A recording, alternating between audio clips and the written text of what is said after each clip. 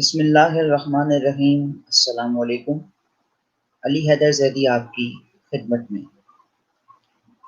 آج آپ کے سیشنز کے حوالے سے الحمدللہ ہمارا یہ تیسرا سیشن ہے، اور اپنے جو ہمارا لاسٹ سیشن تھا ہم نے اس میں نبی پاک کی مدنی زندگی کا آغاز کیا تھا، مکی اور مدنی زندگی کا، ٹھیک ہے۔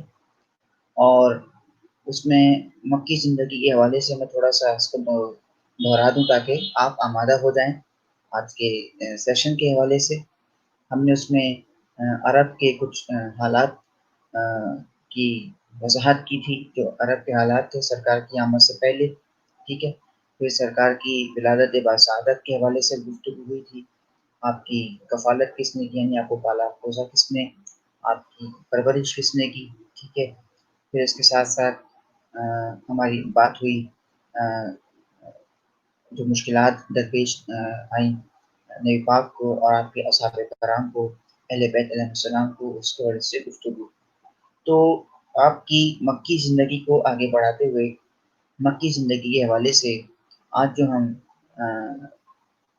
پیش کرنے جا رہے ہیں مکی زندگی کے حوالے سے ہے معراج شریف، ٹھیک ہے۔ اچھا، معراج کا جو واقعہ ہے جو آپ کی مکی زندگی میں پیش آیا، ٹھیک ہے۔ سب سے پہلے اس چیز کو جاننا بہت ضروری ہے کہ معراج کے مطلب کیا ہے، لغت میں معراج کے مطلب کیا ہوتے ہیں، ٹھیک ہے۔ معراج کے جو مطلب ہے بیٹا، معراج کہتے ہیں بلندی کو، ٹھیک ہے۔ معراج کے مطلب لغت میں ہے بلندی، اور اس کے تھوڑے سے سیاق و سباق کو سمجھنا ہے پہلے کہ معراج سرکار کو جو نصیب ہوئی وہ کس طرح کی تھی، ٹھیک ہے۔ یہ بات ہمیشہ یاد رکھیے گا، ظاہر آپ نے اس سے پہلے بھی آپ پڑھ چکے ہوں گے، آپ نے سنا ہے، دیگر محافل میں آپ جاتے ہوں گے، آپ سنتے ہوں گے، مساجد میں، خطبے وغیرہ میں، سرکار کو دونوں طرح کی معراج نصیب ہوئی، روحانی اعتبار سے بھی اور جسمانی اعتبار سے بھی، ٹھیک ہے۔ ان دونوں کی دلائل موجود ہیں۔ جسمانی اعتبار سے آپ کو معراج نصیب ہوئی، اس کی دلائل موجود ہیں۔ ان میں سے پہلی دلیل یہ ہے کہ جب آپ گئے اور واپس آئے اس دوران بستر آپ کا ویسا کا ویسے ہی گرم تھا، ٹھیک ہے۔ دوسری دلیل یہ ہے کہ یہ جو بچے کو پتہ ہے، کلاس 5 کے بچے کو بھی آپ پوچھو اس کو پتہ ہوگا کہ کنڈی ویسے ہی ہل رہی تھی۔ اور تیسرا یہ ہے کہ چولہے پہ دیگچی پہ کچھ پانی تھا، پک رہا تھا، وہ ویسا کا ویسے اسی حالت میں تھا، ٹھیک ہے۔ یہ جسمانی معراج کی دلیل ہے۔ روحانی معراج کی دلیل کیا ہے، ٹھیک ہے، اب وہ سنیے گا غور سے۔ اچھا، نبی پاک اپنی چچزاد بہن یعنی کہ حضرت علی کی بہن جناب ابو طالب کی بیٹی کے یہاں، جناب ام ہانی کے یہاں تشریف فرما تھے، آپ آرام فرما رہے تھے، ٹھیک ہے۔ اور حضرت جبریل آئے اور آپ کو بشارت دی، خوشخبری دی کہ اللہ پاک آپ کو عرش پہ بلانا چاہتا ہے آج کی رات۔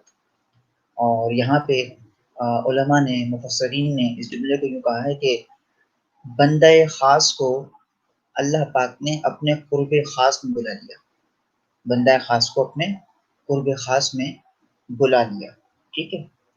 اور براق نامی سواری، براق کہتے ہیں، براق نکلا ہے برق سے، اور برق کہتے ہیں بجلی، ٹھیک ہے۔ براق یعنی ایسی سواری جو بجلی کی رفتار سے چلے، اس کی رفتار بجلی کی جیسی ہو۔ آپ اس پہ سوار ہوئے اور آپ جناب ام ہانی کے گھر سے مسجد الحرام اور مسجد الحرام سے مسجد اقصی تشریف لے گئے۔ وہاں پہ آپ نے تمام انبیاء کی 1,01,24,000 انبیاء کی جماعت کروائی، نماز ہوئی، ٹھیک ہے، مسجد اقصی میں۔ آج بھی اکثر آپ کبھی دیکھتے ہیں تو نیٹ وغیرہ پہ، واٹس ایپ وغیرہ پہ تصویریں شیئر ہوتی رہتی ہیں، اس میں دکھایا جاتا ہے کہ ایک مقام ہے کہ جہاں پہ نبی پاک نے امامت کروائی تھی تمام انبیاء کی، ٹھیک ہے۔ اچھا، اس کے بعد آپ نے جب رخ کیا آسمانوں کی طرف براق کے ذریعے، تو 7 آسمانوں پہ آپ کی مختلف انبیاء سے ملاقاتیں ہوئیں، ٹھیک ہے۔ جناب آدم علیہ السلام، جناب ابراہیم علیہ السلام، جناب عیسیٰ علیہ السلام، جناب موسیٰ علیہ السلام، جناب داؤد علیہ السلام، جناب نوح علیہ السلام، اور جناب یعقوب علیہ السلام، ٹھیک ہے۔ ان 7 انبیاء سے نبی پاک کی ملاقات ہوئی ہے الگ الگ آسمانوں میں۔ اس کے بعد لوح محفوظ اور بیت المعمور اور عرش تک آپ کو سیر کروائی گئی، ٹھیک ہے، یہاں تک کہ جنت کے نظارے آپ کو کروائے گئے، اور یہاں اور آپ کو جہنم کے کچھ ٹھکانے بھی آپ کو دکھائے گئے کہ جو آپ سے ہو سکے گا، جو اللہ کی تعلیمات پہ عمل نہیں کرے گا، جو قرآن سے دور رہے گا، یعنی وہ سب بھی دکھایا گیا کہ کس کس طرح سے اللہ پاک نے معاملات کیے ہیں۔ اس کے بعد اچھا، یہاں پہ مجھے ایک بات چھوٹی سی یاد آ رہی ہے کہ معراج کے موقع پہ ہی ایک فرشتہ نازل ہوا، اور اس فرشتے کے 1000 ہاتھ تھے، اور ہر ہاتھ کی 1000 انگلیاں تھیں۔ تو میرے پاک نے فرشتے کو دیکھا تو فرشتے نے ہزاروں ہاتھوں کو اٹھا کے آپ کو سلام کیا، الصلاۃ والسلام علیک یا رسول اللہ۔ آپ نے اس کا جواب دیا اور آپ نے اس سے پوچھا کہ تمہارے اتنے ہاتھ کیوں ہیں، اتنی انگلیاں کیوں ہیں؟ اچھا، یہاں پہ میں بتا دوں کہ یہ ہمارے اور آپ کے لیے پوچھا تھا، پہلے آپ تو علم غیب رکھتے تھے، یہ ہمارے اور آپ کے لیے پوچھ لیا۔ تو کہا کہ یہ اتنے ہاتھ تمہارے کیوں ہیں؟ تو جو اس نے جواب دیا وہ سنیے گا۔ اس نے کہا کہ یا رسول اللہ، روز اول سے لے کے اب تک جتنی بارشیں ہو چکی ہیں میرے پاس ہر قطرے کا حساب ہے، جتنے پتے پیدا ہو کے جھڑ چکے ہیں میرے پاس ہر پتے کا حساب ہے، میرے پاس ہر پتھر کا حساب ہے، ہر کنکر کا حساب ہے۔ وہ گنواتا رہا اپنی خاصیت، میرے پاس اس کا بھی حساب ہے، اس اناج کے دانے کا حساب ہے، کرتے کرتے سب گنوا دیا۔ آخر میں آ کے وہ جگہ رک گیا، اور اس نے کہا کہ لیکن ایک بات ایسی ہے، ایک کام ایسا ہے کہ جس کا حساب میں نہیں لگا سکتا۔ آپ نے فرمایا وہ کیا؟ تو اس نے کہا کہ جب بھی آپ کا پاک نام لیا جاتا ہے اور آپ کا امتی آپ کا پاک نام سن کے آپ پہ درود بھیجتا ہے، آپ پہ سلام بھیجتا ہے، تو اس کا ثواب اتنا ہے، اس کا اجر اتنا ہے، اس کا انعام اتنا ہے کہ میں اپنے 1000 ہاتھ ہونے کے باوجود اس کا حساب نہیں لگا سکتا۔ سبحان اللہ، کتنی بڑی بات ہے جو معراج شریف کے اعتبار سے درود پاک کی بھی اہمیت یعنی واضح ہوئی، ٹھیک ہے۔ تو یہ کچھ معراج شریف کی گفتگو تھی جس کے حوالے سے آپ کو بتایا گیا، ٹھیک ہے۔ تو میں نے اس میں آپ کو دونوں دلائل پیش کی، روحانی بھی اور جسمانی، ٹھیک ہے۔ اچھا، اور اس جو سب سے اہم بات ہے معراج کی ہے وہ یہ کہ جو نماز کا تحفہ ہے وہ بھی معراج کے موقع پہ ہی سرکار کو عطا کیا گیا، اور یاد رہے کہ سب سے پہلے سرکار کو 50 نمازیں عطا ہوئیں۔ آپ نے اپنی امت کا خیال کیا اور کہا کہ اے میرے مالک، میری امت پہ اتنا بوجھ نہ ڈال۔ 50 سے کم ہوئی، 5 کر کے کم ہوتی گئیں، اور 5 نمازیں رہ گئیں، لیکن افسوس کی بات ہے، صد افسوس کہ ہم مجھ سمیت ان 5 نمازوں کو بھی ہم بر وقت اور صحیح سے ادا نہیں کر پاتے۔ تو یہ ہماری کوتاہی ہے کہ ہم یعنی اب سوچیے اگر 50 ہوتی ہم کیا کرتے؟ ہم تو کچھ نہیں کر سکتے تھے، 50 سے ہوتے تھے 5 ہو گئی، اور اس میں بھی ہمارا یہ حال ہے۔ میں اپنی بات کر رہا ہوں کہ اس میں بھی میرا یہ حال ہے کہ میں اس پہ بھی بر وقت اس کو ادا نہیں کر پاتا۔ اللہ پاک مجھ سمیت ہم سب کو توفیق عطا فرمائے۔ تو یہ معراج شریف یہاں پہ مکمل ہوا۔ اب ہم آگے بڑھتے ہیں، اور آج کا جو ہمارا نیکسٹ ٹاپک ہے، عنوان ہے، وہ ہے ہجرت، ٹھیک ہے۔ اچھا، ہجرت کی جو بات آتی ہے تو بات یہ ہے کہ ہجرت کے جو لفظ ہے اس کے لغت میں مطلب کیا ہے؟ ہجرت، ٹھیک ہے۔ اچھا، ہجرت کا جو لفظ ہے لغت میں اس کے مطلب ہے منتقلی، یعنی منتقل ہو جانا، ٹھیک ہے، ایک جگہ سے دوسری جگہ شفٹ ہو جانا، منتقل ہو جانا، ٹھیک ہے۔ اچھا، انتقال کے بھی یہی مطلب ہے، منتقل ہو جانا ہے، وہ تو الگ بات ہے۔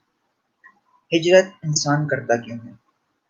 یہ ایک اہم بات ہے، اہم سوال ہے کہ ہجرت آخر انسان کیوں کرتا ہے، کن وجوہات کی بنا پہ کرتا ہے؟ تو میں چھوٹی سی مثال دوں۔ ہمارے اجداد، آبا و اجداد ہندوستان سے پاکستان آئے، ٹھیک ہے، کیوں آئے تھے؟ وجہ یہ تھی کہ سب سے پہلا یہ کہ انہیں اپنی جان و مال کا خوف ہو چکا تھا، ٹھیک ہے۔ پھر حکومتی سطح پہ، ریاستی سطح پہ یہ فیصلہ ہو چکا تھا کہ اب مسلمان یہاں نہیں رہ سکتے، یا مسلمانوں کا وطن، ان کا ملک، ان کا دیش الگ ہے، ہندوؤں کا الگ ہے، ٹھیک ہے۔ اور کئی ایسے معاملات ہوئے۔ تو ان کو مجبوراً اپنی جائیدادیں بھی وہاں چھوڑ چھاڑ کے آنا پڑا۔ میں کتنے ایسے لوگوں کو آج بھی جانتا ہوں، اپنے خاندان میں جانتا ہوں، دوست احباب میں جانتا ہوں، جن کے بزرگ یہ بتا رہے ہوتے ہیں کہ ہم ہندوستان میں اپنی جائیداد چھوڑ کے آ چکے ہیں، قربان کر کے آ چکے ہیں۔ اور ایک منور رانا بڑے مشہور شاعر ہیں، مجھے ان کا جملہ یہاں پہ یاد آ رہا ہے۔ نظم لکھی تھی انہوں نے، اس کا عنوان تھا مہاجر، حالانکہ ٹاپک سے ریلیٹڈ نہیں ہے، پھر بھی مجھے یاد آ گیا یہاں پہ اس ٹاپک کے حوالے سے جملہ یاد آ گیا ان کا مجھے۔ وہ ایک دفعہ منور رانا صاحب کے 30 کے دور میں کسی کراچی آئے تھے اور یہاں پہ آرٹس کونسل میں ایک تقریب ہوئی، تو وہاں پہ نظم انہوں نے کہی، تو اندر مقصود صاحب جو ہیں وہ میزبانی فرما رہے تھے، تو ایک جملہ آیا ان کی نظم کا، تو اس پہ انہوں نے اس سے پہلے کہ جملہ ادا کرتے انہوں نے کہا کہ میں جملہ یوں کہنا چاہ رہا ہوں کہ جب ہم آئے ہیں ہمارے اجداد یہاں پہ، تو جی یہ بڑے ان کو تانے ملے، طنز کیا گیا کہ جی ان کو تو ہم نے پالا ہے، ان کو تو ہم نے دیا ہے جو بھی دیا، یہ تو سارے ایسے ہی آئے تھے۔ تو انہوں نے جملہ کہا کہ منور رانا نے، کیونکہ وہ ہجرت کر کے آئے تھے، ان کے اجداد ہو ہندوستان سے پاکستان، جملہ نے جو نظم میں لکھا، شعر میں کہا تھا کہ جملہ یوں ہے کہ جتنا آج تمہارے پاس ہے، جتنا آج تمہارے پاس ہے، ہم اتنا چھوڑ آئے ہیں۔ یعنی ہجرت کر کے پاکستان آئے تو کہنے لگے ہم تو اتنا چھوڑ کے آ چکے ہیں جتنا تمہارے پاس آج ہے، ٹھیک ہے۔ تو ایسی جملہ مجھے یہاں پہ یاد آ رہی ہے، منور رانا۔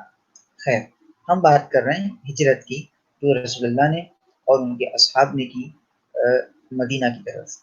پہلے ان سیاق و سباق کو سمجھنا ہوگا کہ بھائی ہجرت کی کیوں؟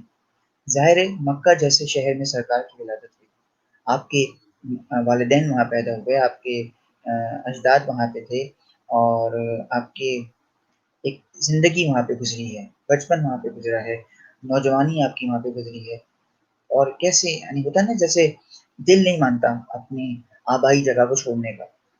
تو بات ساری یہ تھی کہ کفار نے مکہ کی زمین تنگ کر دی تھی نبی پاک پہ اور آپ کے اصحاب پہ، آپ کے اہل بیت پہ، ٹھیک ہے، جس کی وجہ سے آپ نے فیصلہ لیا اور آپ کو ہجرت کرنے پہ آپ مجبور ہوئے کہ ہم مکہ چھوڑ کے ہمیں مدینہ جانا چاہیے، کیونکہ نبی پاک کبھی نہیں چاہتے تھے کہ حرم کا تقدس کی پامالی ہو، کسی قسم کی قتل و غارت ہو، یا خون ریزی ہو، یا جنگ و جدل دوبارہ ہو، ٹھیک ہے۔ اچھا، یہاں پہ سرکار کے جو اصحاب ہیں ان کا کردار بھی بہت باکمال ہے، اہل بیت کا کردار بڑا باکمال ہے، آپ کی ازواج مطہرات کا کمال جو اس میں کردار ہے وہ باکمال ہے۔ کیوں؟ کیونکہ سب آپ کے ساتھ شانہ بشانہ کھڑے تھے، سب نے آپ کی آواز پہ لبیک کہا، کوئی ایسا نہیں تھا جو کہ پیچھے رہ گیا ہو، جس نے کہا ہو کہ میں اپنا یہاں سے جائیداد چھوڑ کے نہیں جاؤں گا۔ ظاہر ہے سب کوئی زیادہ تر لوگ تجارت کیا کرتے تھے، تجارت کے پیشے سے وابستہ تھے، ٹھیک ہے۔ تو میں نے کہا نہیں، ہم کوئی ایسا تھا ہی نہیں جو یہ کہتا ہو کہ ہم اپنی جائیداد چھوڑ کے نہیں جائیں گے، کسی نے یہ نہیں کہا کہ میں اپنا گھر بار چھوڑ کے نہیں جاؤں گا، یعنی اپنے پورے خاندانوں کے ساتھ مسلمان سرکار کے ہمراہ مدینہ کی طرف کوچ کر گئے، یہ بہت بڑی قربانی تھی، ٹھیک ہے۔ اچھا، اب اور یہاں پہ ایک اور جملہ یاد آ رہا ہے فاروق اعظم کا، کہ آپ نے کیا کیا کہ خانہ کعبہ جو ایک دائرہ ہے خانہ کعبہ اسے کہتے ہیں حتیم، ٹھیک ہے، اور حتیم جو ہے اس کو ریاض الجنہ بھی کہا جاتا ہے، ٹھیک ہے، یعنی کہ جنت کا ٹکڑا۔ تو وہاں پہ کھڑے ہو کے آپ نے کہا کہ میں اعلان کہتا ہوں کہ میں مکہ سے مدینہ جا رہا ہوں، اور تم میں سے ہے کوئی جو مجھے روکے گا؟ کیا ہے کوئی ایسی ماں جو اپنے بیٹے کو رونا چاہتی ہو؟ کیا ہے کوئی ایسی عورت جو بیوہ ہونا چاہتی ہو؟ کھلے عام چیلنج کیا۔ تو بتانے کا مقصد یہ ہے کہ سب آپ کے ساتھ شانہ بشانہ تھے۔ اب واقعہ یوں پیش آیا کہ جب ہجرت کی رات آئی تو سرکار نے حضرت علی سے کہا کہ یا علی، آپ میرے بستر پہ سو جائیے۔ اچھا، یہاں بڑی اہم بات مجھے یاد آ رہی ہے، بڑی ایک جس سے کہتے ہیں نا کہ مصلحت ہو جس بات میں، غور کیجیے گا ذرا۔ کہا کہ یا علی ہمارے بستر پہ سو جانا، ٹھیک ہے۔ غور کیجیے، نبی پاک نے علی سے یہ نہیں کہا کہ یا علی ہمارے بستر پہ لیٹ جاؤ، نہیں، کہا کہ سو جاؤ، اور مزید جو جملہ کہا وہ یہ کہا کہ ایسے سونا جیسے ہم سوتے ہیں۔ تاریخ گواہ ہے کہ حضرت علی نے پلٹ کے یہ نہیں پوچھا کہ کیوں سو جاؤں، کس لیے سو جاؤں، کیسے سو جاؤں. آپ نے کہا سو جاؤ جیسے ہم سوتے ہیں. سو گئے، کوئی بات نہیں کی. تو یہاں پہ سوال یہ اٹھتا ہے، اکثر بیشتر علماء کی کرام ہم نے سنا، اکثر بحث ہوتی ہے. بحث سے مراد یہ ہے گفتگو ہوتی ہے کہ کیا باکمال رشتہ ہے نئی پاک کا اور ہزالی کا. کیا آپ نے کہا کہ سو جاؤ اور ایسے سونا جیسے ہم سوتے ہیں. اب بات یہ ہے کہ مثال کے طور پہ مجھ سے کوئی کہے، مجھ سے بالفرض میرے والد صاحب مجھ سے کہیں کہ بھائی تم آج ایسے سونا جیسے میں سوتا ہوں، تو میں تو ان سے فوراً پلٹ کے یہ کہوں گا نا کہ آپ کہہ رہے ہیں میں آپ کی طرح سو جاؤں. بھائی مجھے تو یہی نہیں پتا کہ میں خود کیسے سوتا ہوں، تو میں آپ کی طرح کیسے سوں گا. ہے نا ایک یعنی مسئلہ دیکھیے، یعنی کہ انسان تو سوتے ہوئے اپنی خود کی نقل نہیں کر سکتا، تو وہ کسی دوسرے کی نقل کیا کرے. مجھے نہیں پتا میں کل رات کس کروٹ پہ سو رہا تھا، آپ کو نہیں پتا ہوگا آپ کل رات کس کروٹ پہ سو رہے تھے، لیکن یہ اس رشتے کا کمال تھا، اس رشتے کی معراج تھی کہ آپ نے کہا سو جاؤ جیسے ہم سوتے ہیں، اور آپ ویسے ہی بستر پہ سوئے جیسے سرکار سوتے تھے. یہی وجہ تھی کہ کفار آپ کو پہچان بھی نہ سکے کہ نبی سو رہے ہیں کہ علی سو رہے ہیں. اور جب سرکار نکلے ہیں اپنے حجرے سے باہر تو تاریخ گواہ ہے کہ آپ نے سورہ یاسین کی ابتدائی چند آیات پڑھی تھی. بسم اللہ الرحمن الرحیم، یاسین والقرآن الحکیم انک لمن المرسلین علی صراط مستقیم تنزیل العزیز الرحیم لتنذر قوما ما انذر آباؤہم فہم غافلون. اور آپ نے پڑھ کے کفار کی طرف ایسے یعنی پھونک سے ماری ہے اور ان کی آنکھیں چندیا گئیں، کافروں کی آنکھیں، منافقوں کی آنکھیں، مشرکین کی آنکھیں، یعنی اندھیرا چھا گیا ان کی آنکھوں کے آگے، اور آپ انہی کے درمیان میں سوتے ہوئے نکل گئے. اور پھر کہتے ہیں 28 سفر کی رات تھی جب آپ نے سفر اختیار کیا ہے مدینہ کی طرف، اور پھر آپ وہاں سے ہوتے ہوئے غار سور میں پہنچے. غار سور کیا ہے؟ ایسا غار ہے کہ جہاں پہ سرکار نے قیام کیا تھا 3 دن جناب ابو بکر کے ساتھ، ٹھیک ہے، قیام کیا تھا.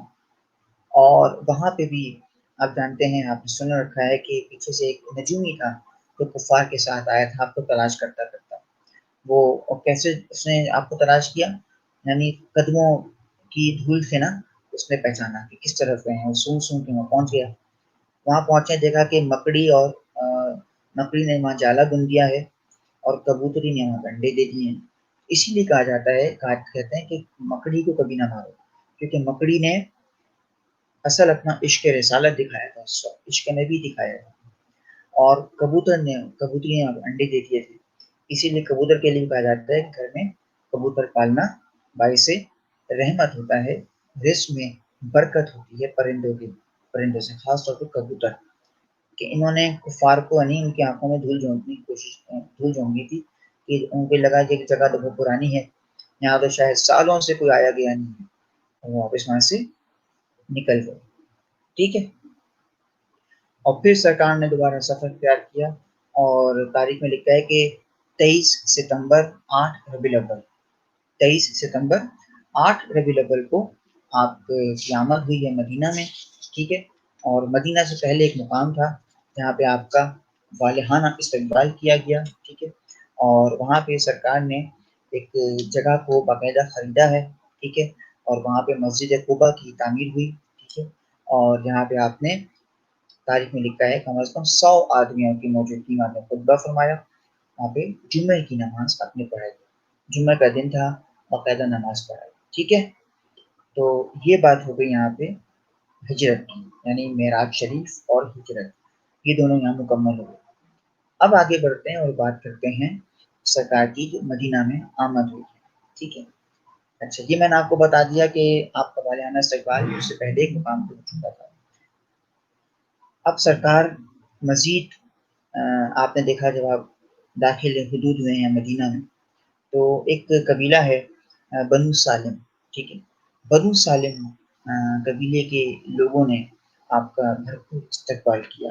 ٹھیک ہے، اور جب آپ آئے ہیں وہاں پہ تو لوگ بڑی تعداد میں کھڑے تھے، نذرانہ پیش کر رہے تھے، یعنی کوئی کچھ جس کی بس میں نہیں آ رہا تھا آپ کو کیا تحفہ دے دے. ٹھیک ہے، ہر کوئی چاہ رہا تھا کہ وہ پہلے آپ کو ریسیو کر لیں، آپ سے مسافہ کر لے، آپ سے ہاتھ ملا لے، ٹھیک ہے۔ اور جب آپ آئے ہیں تو بنو نجار ایک قبیلہ ہے جو کہ آپ کی والدہ بی بی آمنہ اس قبیلے سے تھی، ٹھیک ہے، یعنی آپ کا ننہال تھا سرکار کا۔ تو بنو نجار کی جو لڑکیاں تھیں، بچیاں تھیں، دف بجا کے انہوں نے آپ کا استقبال کیا، اور وہ کیا پڑھتی تھیں؟ بڑی مشہور نعت ہے، آپ نے سنی ہوگی کہ طلع البدر علینا من ثنیۃ الوداع وجب الشکر علینا ما دعا للہ دا، ٹھیک ہے۔ اور ایھا المبعوث فینا جئت بامر المطاع نحن جوار من بنی نجار یا حبذا محمد من جار، یعنی طلع البدر علینا، اور چاند طلوع ہو گیا، من ثنیۃ الوداع، وداع کی گھاٹیوں سے، وجب الشکر علینا، ہم پہ شکر واجب ہے، ما دعا للہ دا، جب تک اللہ کی طرف سے وہ بلاتا رہے، ایھا المبعوث فینا، اور آپ ہم پہ مبعوث کیے گئے، جئت بامر المطاع، آپ ایسا دین لائے ہیں جس کی اطاعت ہم پہ لازم ہے، نحن جوار من بنی نجار، ہم بنی نجار کی لڑکیاں ہیں، یا حبت محمد من جار، اے محمد آپ کتنے اچھے ہمسائے ہیں، یعنی کتنے اچھے پڑوسی ہیں، ٹھیک ہے۔ اس طرح سے آپ کا استقبال ہوا، اور جیسے میں نے پہلے ذکر کیا کہ ہر کوئی چاہتا تھا کہ آپ سے مسافہ کر لے، پہلے ہر کوئی چاہ رہا تھا کہ آپ اس کے گھر میں ٹھہریں، اس کے مہمان ہوں، ٹھیک ہے۔ تو آپ نے فیصلہ کیا کیا کہ اپنی اونٹنی کو چھوڑ دیا، اور کہا کہ اونٹنی کا نام کیا تھا؟ قصوہ، ٹھیک ہے، قصوہ آپ کی اونٹنی کا نام تھا، اونٹنی کو چھوڑ دیا، کہا کہ جہاں یہ بیٹھے گی اسی گھر میں ہم قیام کریں گے۔ تاریخ گواہ ہے کہ جناب حضرت ابو ایوب انصاری، جن کا اصل نام تھا خالد، ان کے گھر کے آگے اونٹنی جا کے بیٹھی، اور آپ نے اسی گھر میں قیام کیا۔ اور یہاں ایک اور آپ کو بات بتا دوں کہ حضرت ابو ایوب انصاری جو ہیں اپنے گھر میں اوپر رہا کرتے تھے، ٹھیک ہے، اوپر رہتے تھے، اور نیچے شاید ان اپنا کچھ خیر وہ کام، یہ تجارت وغیرہ کیا کرتے تھے، سامان وغیرہ ہوتا تھا، یعنی گوداؤن کہہ لیں، نیچے بنایا ہوا تھا۔ تو اس دن انہوں نے کیا کیا کہ نیچے سارا اس کو صاف واف کیا، نیچے وہ خود ٹھہرے، اور سرکار کو اوپر کی منزل دی۔ تو آپ نے پوچھا کہ ایسا کیوں، ہم یہاں رہ لیں گے؟ تو جملہ انہوں نے کہا، کیا کمال کا جملہ ہے، کہنے لگے میں یہ نہیں چاہتا کہ رسالت نیچے ہو اور میرے قدم اوپر ہوں، بلکہ میں چاہتا ہوں کہ میں رسالت کے نالین کے چھاؤں میں رہوں۔ کیا کمال کا جملہ ہے۔ حضرت ابو ایوب انصاری کہتے ہیں کہ میں یہ نہیں چاہتا کہ رسالت کے اوپر میرے قدم آئیں یا مجھ سے کوئی توہین ہو، بلکہ میں یہ چاہتا ہوں کہ میں رسالت کے نالین کی چھاؤں میں رہوں، اس لیے آپ کو اوپر کی منزل دی کہ آپ اوپر رہیں، ٹھیک ہے جی۔ اور پھر آپ نے دو یتیم بچیوں زمین کو خریدا سرکار نے، ٹھیک ہے، اور وہاں پہ آپ نے مسجد نبوی کی تعمیر شروع ہوئی، ٹھیک ہے، اور اس سے پہلے آپ نے ازواج مطہرات کے لیے حجرے تعمیر کروائے، ٹھیک ہے جی۔ یہ ہو گئی آپ کی مدینہ میں آمد، ٹھیک ہے۔ اب ہم بات کرتے ہیں مواخات کی، ٹھیک ہے۔ مواخات کہتے ہیں بھائی چارگی کو، یعنی کہ بردرہڈ، ٹھیک ہے۔ ہوا کیا تھا کہ جب مہاجرین مدینہ میں آئے ہجرت کر کے، تو یہ اپنا سارا مال و اسباب چھوڑ چھاڑ کے مدینہ آ گئے تھے، سرکار پہ قربان کر چکے تھے کہ ہمارا بس جو بھی ہے وہ آپ کا ہے، اور اللہ کے دین پہ ہم نے اپنا سب کچھ قربان کر دیا ہے، ٹھیک ہے۔ اپنا سب کچھ چھوڑ چھاڑ کے آئے تھے، یعنی بالکل زیرو تھے۔ زیرو سے مراد یہ ہے کہ ان کے پاس ایسا کچھ بھی نہیں تھا کہ یہ اپنا روزی بسر کر سکتے، کچھ بھی کرتے۔ تو سرکار نے سب سے پہلے کیا کیا، سب سے پہلا کام کیا کہ حضرت انس بن مالک کے گھر پہ سب کو جمع کیا، ٹھیک، اور وہاں پہ جمع کر کے، یعنی سرکار تو جانتے تھے یہ بات کہ سب سے پہلے اس مرحلے کو پورا کرنا ہوگا، یہ اپنا روز بسر کیسے کریں گے، یہ اپنا ان کا کیسے گزارا ہوگا۔ تو یہ کرنے کے لیے سب سے پہلے آپ نے ان کو رشتہ مواخات میں باندھا، یعنی ایک دوسرے کا انہیں بھائی بنا دیا، جیسے جناب ابو بکر، جناب عمر، جناب عثمان، جناب ابو ذر غفاری، حضرت ایوب انصاری، حضرت بلال حبشی، سب کو ایک دوسرے کا بھائی بنایا تاکہ ان میں کوئی بھی کسی قسم کی ان کو مشکلات کا سامنا نہ کرنا پڑے۔ اور تاریخ میں لکھا ہے کہ جو آخر میں حضرت علی بچے تھے، اور انہوں نے کہا کہ یا رسول اللہ کیا ایسا کوئی نہیں ہے جو میرا بھائی ہوگا؟ تو سرکار نے حضرت علی کے گلے سے لگایا اور کہا کہ یا علی یہ سب ایک دوسرے کے بھائی ہیں اور تم میرے بھائی ہو.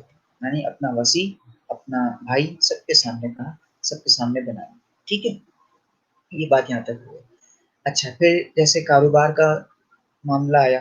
ٹھیک ہے, تو کیونکہ جو مہاجرین آئے تھے وہ اصل میں تجارت کیا کرتے تھے, ٹریڈ کیا کرتے تھے.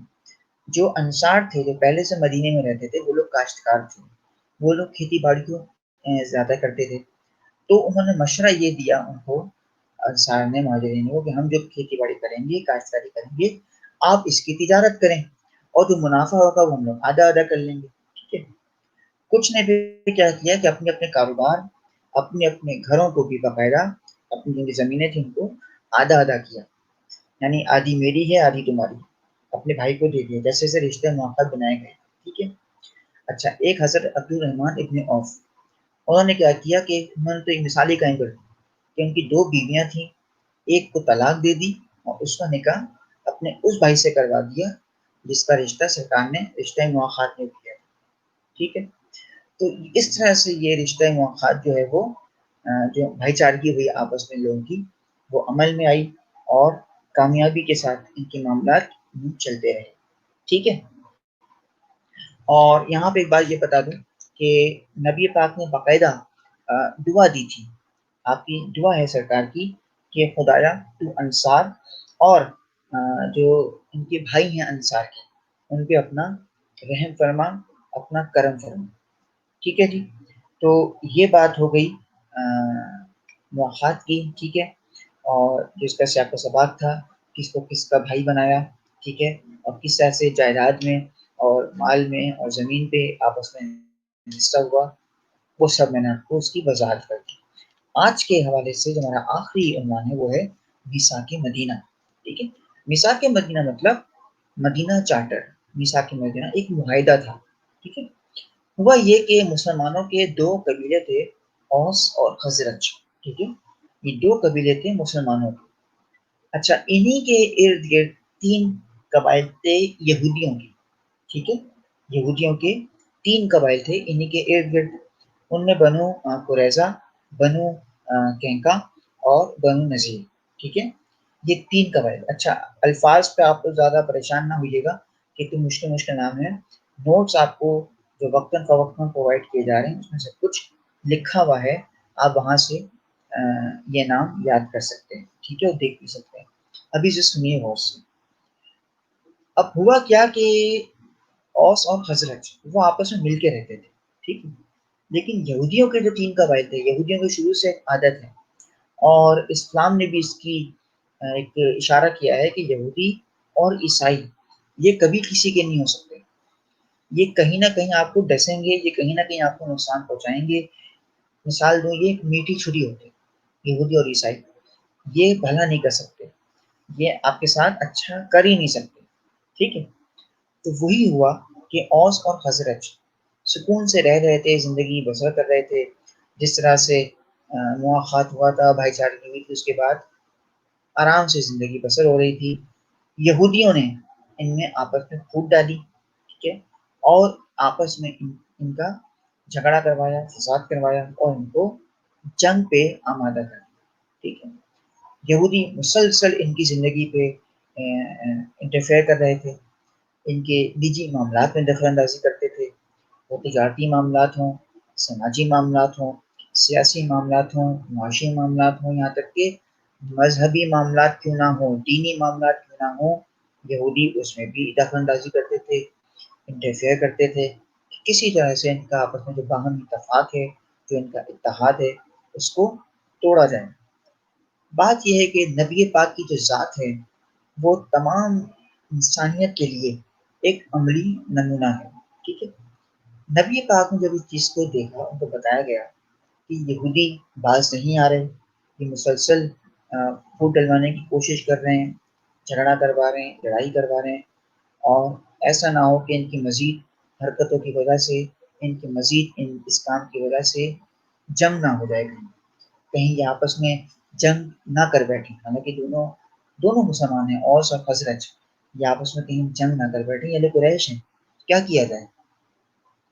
اب سرکار نے یہودیوں اور مسلمانوں دونوں کو بلایا، ان کے جو پیشوا تھے، روحانی پیشوا، سب کو بلایا، یعنی جو بڑے بڑے سردار تھے سب کو بٹھا کے ایک معاہدہ قرار پایا جو کہ 9 نکات پہ مشتمل ہے، 9 پوائنٹس ہیں اس کے، ٹھیک۔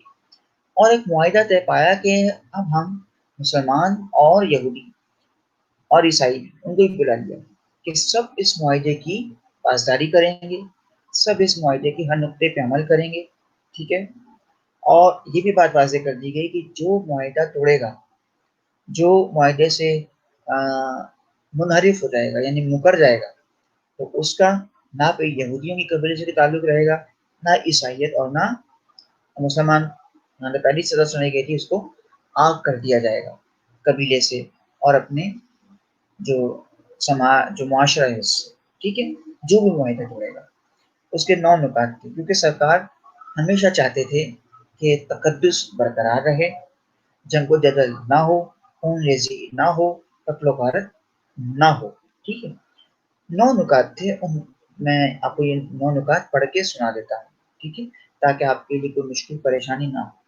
اس میں پہلی بات یہ ہوئی کہ جو خون بہا ہے، کہا کہ خون بہا اور فدیہ کا ثابتہ طریقہ قائم رہے گا، ٹھیک ہے۔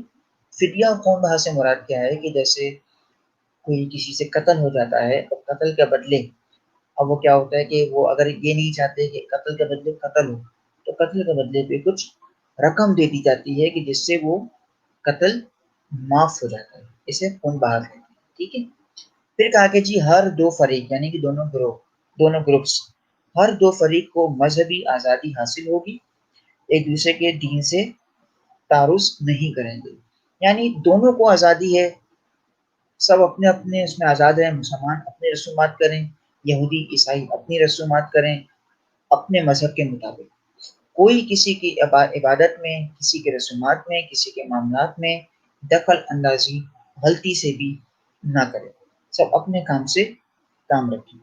اور کہا کہ دونوں فریق ایک دوسرے کے خیر خواہ رہیں گے، یعنی دونوں ایک دوسرے کی بھلائی چاہیں گے، یعنی جنگ و جدل سے پرہیز کریں گے، فتنہ سے پرہیز کریں گے، فساد سے پرہیز کریں گے، قتل و غارت سے پرہیز کریں گے، اور اگر یہاں پہ بھلائی جانے سے مراد دی، اگر کوئی تیسرا کوشش بھی کرے گا لڑوانے کی، اس کو سمجھائیں گے، اس کو منع کریں گے کہ ہم اب جنگ نہیں کریں گے، ہم لڑیں گے نہیں، ٹھیک ہے، یعنی بھلائی چاہیں گے دوسرے کی۔ اور پھر کہا کہ یہود یا مسلمانوں کی کسی سے جنگ ہوئی تو ایک فریق دوسرے کی مدد کرے گا، یعنی کہ آج کی بات نہیں ہو رہی ہے، یعنی اگر مسلمانوں کی کسی اور سے جنگ ہو گئی، یا یہودیوں کی کسی اور سے جنگ ہو گئی، عیسائیوں کی کسی اور سے جنگ ہو گئی، تو کہا ایک دوسرے کی مدد کرو، یعنی معاملے کو سلجھانا ہے، معاملے کو ختم کرنا ہے، نمٹانا ہے، نہ کہ معاملے کو مزید بھڑکانا ہے اور مزید جو ہے اس کو ٹول دینی ہے، ٹھیک ہے۔ اور کہا کہ دوسرے کے یعنی وہی جو اوپر والی بات کی تھی، ایک دوسرے کے خیر خواہ رہیں گے، ایک دوسرے کی بھلائی چاہیں گے۔ اور پھر کہا کہ کوئی فریق قریش اور ان کے معاونین کو امان نہیں دے گا، یعنی قریش میں کچھ جو قبیلے ایسے تھے، یعنی جن کی وجہ سے مسلمانوں کو ہجرت کرنا پڑی تھی، جنہوں نے مسلمانوں کے لیے زمین کو تنگ کر دیا تھا، ان قبائل کے لیے پابندی لگا دی گئی کہ کوئی انہیں پناہ نہ دے، نہ یہودی نہ عیسائی، مسلمان تو خیر دیں گے، ٹھیک ہے۔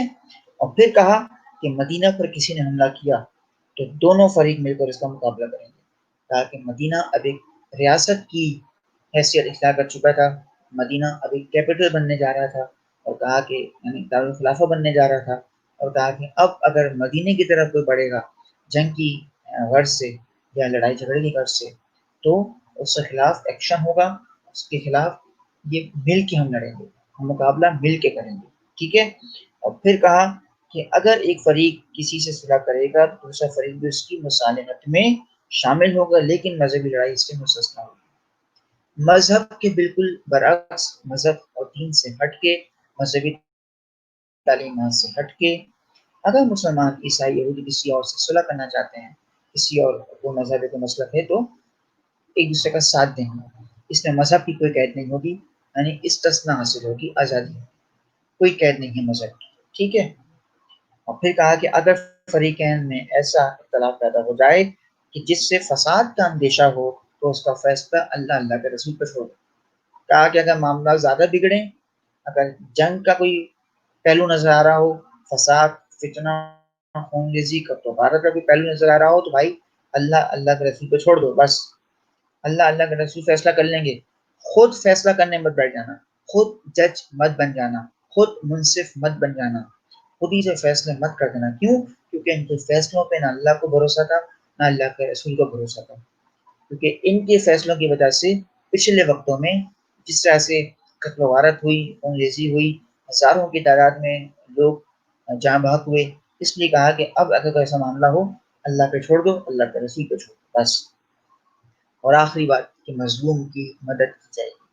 جو مظلوم ہوگا، جس پہ ظلم کیا گیا ہوگا، وہ مدد کا طلبگار ہوگا، اس کی مدد کی جائے گی، اس کو تنہا نہیں چھوڑا جائے گا، اس کی خیر خواہی سب کریں گے. ٹھیک ہے، تو یہ چند باتیں میں نے آپ کے سامنے رکھی جو آج کے ہمارے عنوانات تھے. ان میں معراج شریف، ٹھیک ہے، ہجرت، مواخات اور میثاق مدینہ. اچھا، آپ ہمیشہ کی طرح امتحانی نقطہ نظر سے، یعنی ایگزامینیشن پوائنٹ آف ویو سے آخری کے چند لمحے منظر گفتگو کر لیتے ہیں. ٹھیک ہے. اچھا، جب معراج کی بات ہوتی ہے، اگر معراج کے متعلق سوال آ جائے، ٹھیک ہے، اول تو زیادہ تر ان کی کوشش ہوتی ہے کہ وہ لانگ کوشچنس میں دیتے ہیں. ٹھیک ہے، معراج اور ہجرت کبھی بھی ایک ساتھ نہیں آیا. ٹھیک ہے، یہ کبھی معراج آ جاتا ہے، کبھی باقی ہجرت آتا ہے. ٹھیک ہے، دونوں ایک ساتھ ویسے کبھی نہیں آتے، لیکن آپ کو کرنا ہے. ٹھیک ہے، اگر معراج شریف کا آتا ہے تو جس طرح سے میں نے آپ کو بتایا، اگر 8 نمبر کا یا 6 نمبر کا نوٹ لکھنے کو آتا ہے، تو جس طرح سے میں نے آپ کو اس کی ابتدا کی اور یہاں پہ انتہا کی، مشکل سے 1 سے 1.5 پیج کا آنسر اس کا مکمل ہو جائے گا. ٹھیک ہے، معراج شریف کے حوالے سے کہ معراج شریف میں نوٹ لکھیے. یا اگر شارٹ آنسرس کی بات کریں، ہو سکتا ہے شارٹ میں یہ آ جائے کہ معراج شریف کے حوالے سے بتائیے کہ نبی پاک کو معراج نصیب ہوئی تو اس وقت کیا دلیل ہے. یعنی 3 جو نقطے میں نے بتائے، لوگ دلیل پیش کرتے ہیں، تو 3 نقطے میں نے آپ کو بتائے کہ جو جسمانی معراج کی جو دلیل تھی کہ بستر ویسے ہی گرم تھا، اونٹی ویسے ہل رہی تھی، اور پانی ویسے ہی پک رہا تھا، یہ جسمانی معراج کی دلیل ہے. اور روحانی معراج کی دلیل کیا ہے کہ آپ نے جناب ام ہانی کے گھر سے مسجد حرام تو مسجد اقصی، وہاں پہ جماعت کروائی تمام انبیاء کی، 7 آسمانوں پہ گئے اور بے آسمانوں کی سیر کی، عرش اولا تک گئے، پھر واپس آئے. یہ روحانی معراج ہے. ٹھیک ہے، یہ معراج کا مکمل باب حصہ مکمل ہو گیا. ہجرت، یہ سوال آ سکتا ہے کہ ہجرت کی تفصیلی نوٹ لکھی ہے. تو آپ جیسے میں نے آپ کو پہلے ہجرت کی سیاق و سباق بتائے تھے، ہجرت کے لازمانی بتائے تھے. ٹھیک ہے، ہجرت کیوں کی جاتی ہے، کیا معاملات تھے. ٹھیک ہے، وہ سب ڈسکس ہوگا. اگر صرف یہ آ جائے کہ ہجرت کرنے کی وجہ کیا تھی، تو آپ صرف وہی تکالیف، وہی معاملات بتائیں گے، وہی حالات بتائیں گے جو کفار نے پیدا کر دیے. ٹھیک ہے، مواخات کی بات آتی ہے، بھائی چارگی کی، کہ مواخات یعنی بردرہڈ سے کیا مراد ہے. اور وہاں پہ بھی آپ یہ پورا سیاق و سباق ہوگا مواخات کا، بھائی چارگی کا، کہ ہجرت کے بعد جب کر کے آئے تو اپنا وہ تھا ہی نہیں ان کے پاس، اور اس لیے زندگی کو آگے بڑھانا تھا، زندگی کو آسان کرنا تھا مہاجرین کی زندگی کو، کہ ہجرت کر کے آئیں گے زندگی آسان ہو. اس لیے ایک دوسرے کا بھائی بنا دیا انصار اور مہاجر کو، تاکہ زندگی کے ہر طبقے میں، ہر پہلو میں ان کے لیے آسانیاں ہوں، چاہے وہ سیاسی اعتبار سے ہو، معاشی اعتبار سے ہو، سماجی اعتبار سے ہو، مذہبی اعتبار سے ہو، دینی اعتبار سے ہو، دنیاوی اعتبار سے. ٹھیک ہے، تو یہ مواخات کا ہو گیا، بھائی چارگی کا. اچھا، میثاق مدینہ میں 2 طرح کے سوال آ سکتے ہیں. اکثر یہ آتا ہے کہ صرف یہ پوچھا جاتا ہے کہ میثاق مدینہ کی وجوہات کیا تھی. تو وہ جو میں نے آپ کو بتایا کہ مسلمانوں کے 2 گروہ تھے. ٹھیک ہے، اوس و خزرج، یہودیوں کے 3 قبائل تھے، بنو قریظہ، بنو نذیر، بنو قینقاع. ٹھیک ہے، وہ تینوں آپس میں یہودی کی کوشش کرتے تھے لڑوانے کی. ٹھیک ہے، جو مسلمانوں کے قبائل کو، ٹھیک ہے، مسلسل لڑواتے رہتے تھے، ان کے پھوٹ ڈلواتے تھے، اور کوشش ہوتی تھی کہ ان کا جو تہس نہس کا جو سلسلہ. ٹھیک ہے، اور پھر جو ہے سرکار کو خبر پہنچی تو پھر آپ نے معاہدہ طے کیا. یہ وجوہات تھی. اور کبھی کبھی آتا ہے کہ میثاق مدینہ کے کوئی 5 نکات تحریر کیجیے، کبھی آتا ہے کوئی 6 نکات تحریر کیجیے، کبھی آتا ہے کہ 9 نکات تحریر کیجیے، کبھی 8 آتا ہے. 9 کے 9 نکات جو آپ کو میں نے بتائے ہیں ان یاد کر لیجیے، آپ بآسانی کر سکیں گے. ٹھیک ہے جی، تو اپنے سیشن کو آج یہاں پہ روکتے ہیں، اور انشاءاللہ اگلے سیشن میں آپ سے ملاقات ہوگی. اپنا بہت خیال رکھیے گا. السلام علیکم تسلیمات۔